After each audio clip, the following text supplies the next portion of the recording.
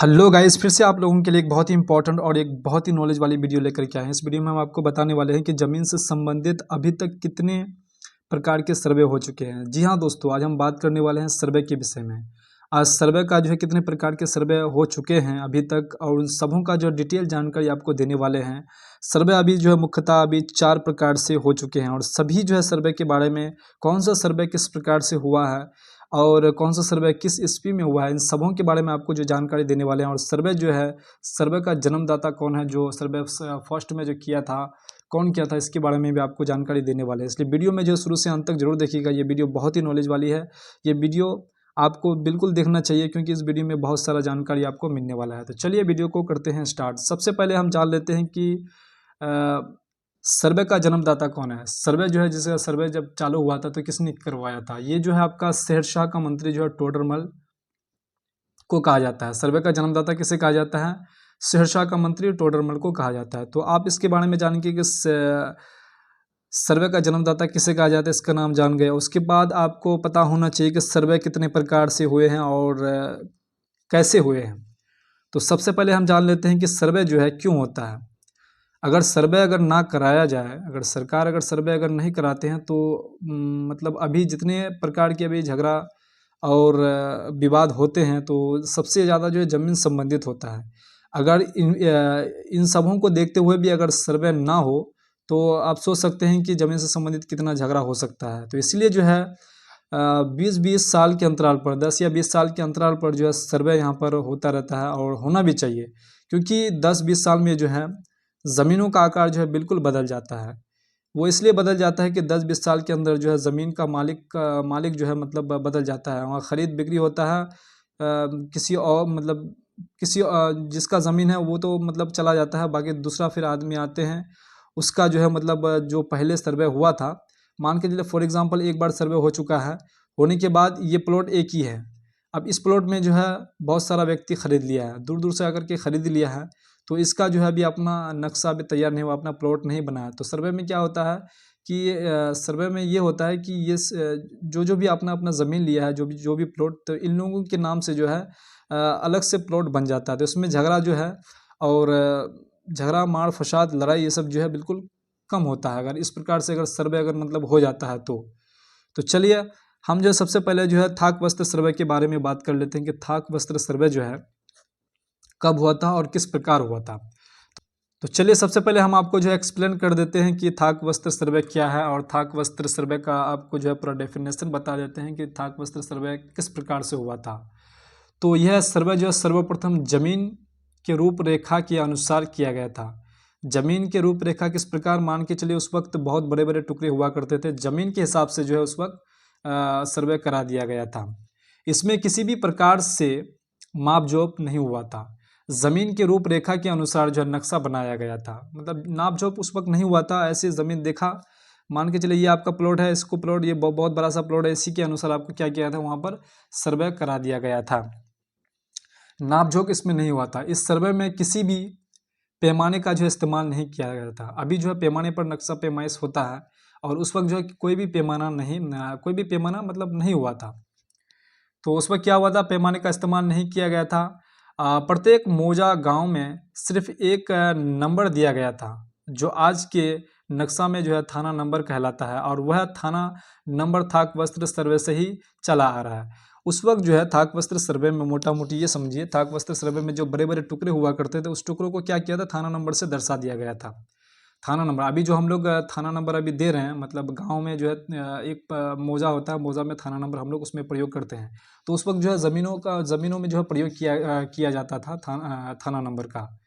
तो तो यही चीज़ है, मतलब थाक वस्त्र सर्वे में जो है यही चीज़ हुआ था, ज़्यादा कुछ उसमें मतलब नहीं हुआ था, नाप झोंक नहीं हुआ था। और ये सर्वे जो हुआ था ये 1761 ईस्वी से चालू हुआ था, और 1793 ईस्वी में पुनः इसको समाप्त कर दिया गया था।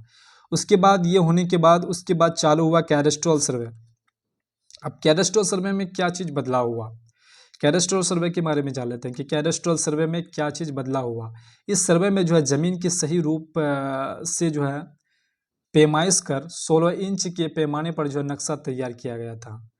अब ये जो थाक बस्तर सर्वे जो किया गया था, तो थाक बस्तर सर्वे में पैमाइश नहीं किया गया था। अब कैडेस्ट्रल सर्वे में क्या किया गया, 16 इंच बराबर 1 मील पर जो है नक्शा तैयार किया गया, ताकि सही से इसकी पैमाइश हो पाए कि किस किसान के पास, किस ज़मींदार के पास कितने ज़मीन, कितना एकड़ ज़मीन है, कितना डिसमिल ज़मीन है, ये चीज़ जो है यहाँ से चालू हो जाता है।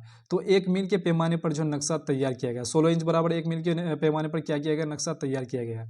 जहाँ आबादी घनी थी वहाँ जो है 32 इंच बराबर 1 मील या फिर 64 इंच बराबर 1 मील के पैमाने पर जो नक्शा तैयार किया गया था। इस सर्वे में जो है मालिकों या रैयतों के लिए खसरा खतियान बनाया गया था। ये सारा खसरा खतियान और 16 इंच बराबर 1 मील, 64 इंच बराबर 1 मील और 32 इंच बराबर 1 मील का जो ये पूरा कैटेगरी चालू जो हुआ था, वो कैडेस्ट्रल सर्वे से ही चालू हुआ था, जो अभी तक जो है अभी फ़िलहाल चल रहे हैं, अभी फ़िलहाल अभी चल रहे हैं यही सब। 16 इंच बराबर, जैसे गाँव में जो है अभी 16 इंच बराबर 1 माइल पर चलता है, गाँव में 16 इंच बराबर 1 माइल। और अगर घनी आबादी हो जाता है तो घनी आबादी में 32 इंच चला जाता है, 32 इंच बराबर 1 माइल। उसके बाद उससे ज़्यादा और घनी होता है तो 64 इंच बराबर 1 माइल।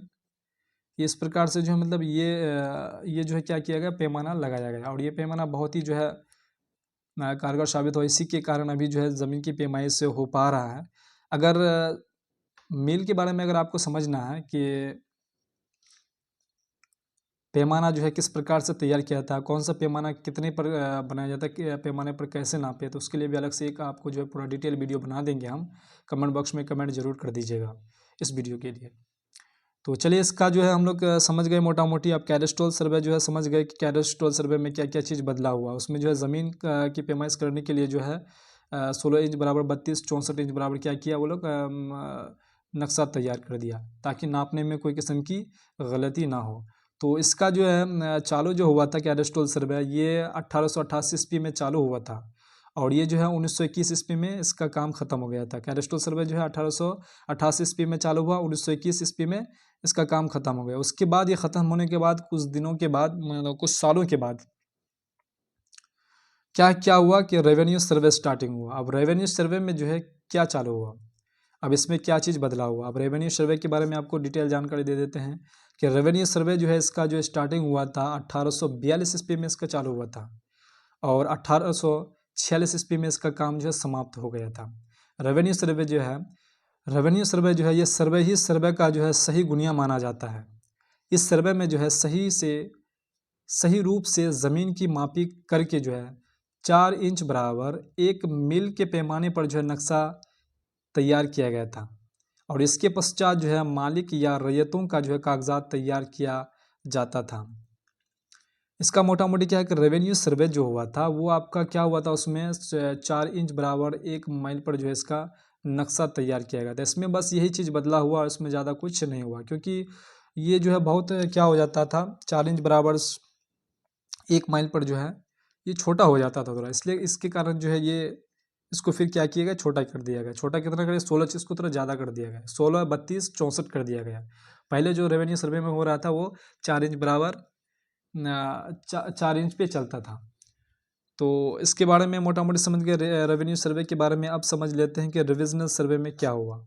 अब रिविजनल सर्वे में क्या चीज़ चेंजेस हुआ। रिविजनल सर्वे में जो है ये सर्वे अभी हाल ही में हुआ है। ये सर्वे जो हुआ है, ये रेवेन्यू सर्वे अभी जो चल रहा है हम लोग का प्रेजेंट में, ये अभी हाल ही में हुआ है, अभी चल भी रहा है ये।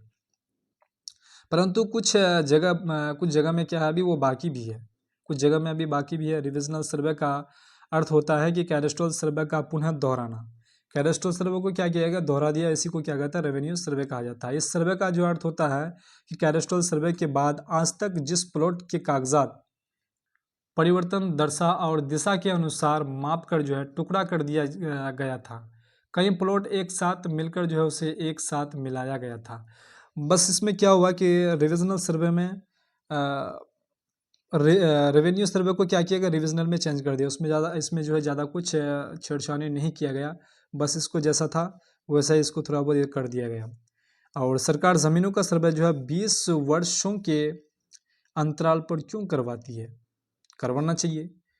आपको हम पहले भी बताए कि 20 वर्षों के अंतराल पर अगर ज़मीन की पैमाइश 20 वर्षों के अंतराल पर ज़मीनों का अगर सर्वे नहीं हो पाता है, भूमि का अगर सर्वे नहीं होगा, तो यहाँ पर जो है ज़मीन विवाद और भी बढ़ सकता है, क्योंकि 20 साल के अंतराल में जो है ज़मीनों का ढांचा बदल जाता है। ज़मीनों में जो है बहुत सारे, एक प्लॉट में जो है बहुत सारे किसानों का हक हो जाता है, उसमें जो टुकड़ों में बढ़ जाता है। वो लोग अपना अपना जो है ज़मीन खरीद करके अपना जो है पेपर बना लेते हैं, लेकिन प्लॉट एक ही रहता है। उसमें क्या होता है कि झगड़ा होता रहता है। और सर्वे जैसे ही हो जाता है तो सर्वे में क्या होता है, सर्वे होने के बाद सबका अलग अलग एक प्लॉट बनता है ताकि उसमें झगड़ा ना हो। आई होप आपको जो पूरा वीडियो समझ में आया होगा। अगर वीडियो समझ में आया तो प्लीज़ कमेंट बॉक्स में ज़रूर कमेंट कीजिएगा। अगर मेरे चैनल में नए आए तो प्लीज़ चैनल को सब्सक्राइब, लाइक और बेल आइकन को ज़रूर प्रेस कर दीजिएगा, ताकि हर एक वीडियो का नोटिफिकेशन आप तक सबसे पहले पहुंचे। तो चलिए नेक्स्ट वीडियो में मिलते हैं, तब तक के लिए जय हिंद, वंदे मातरम।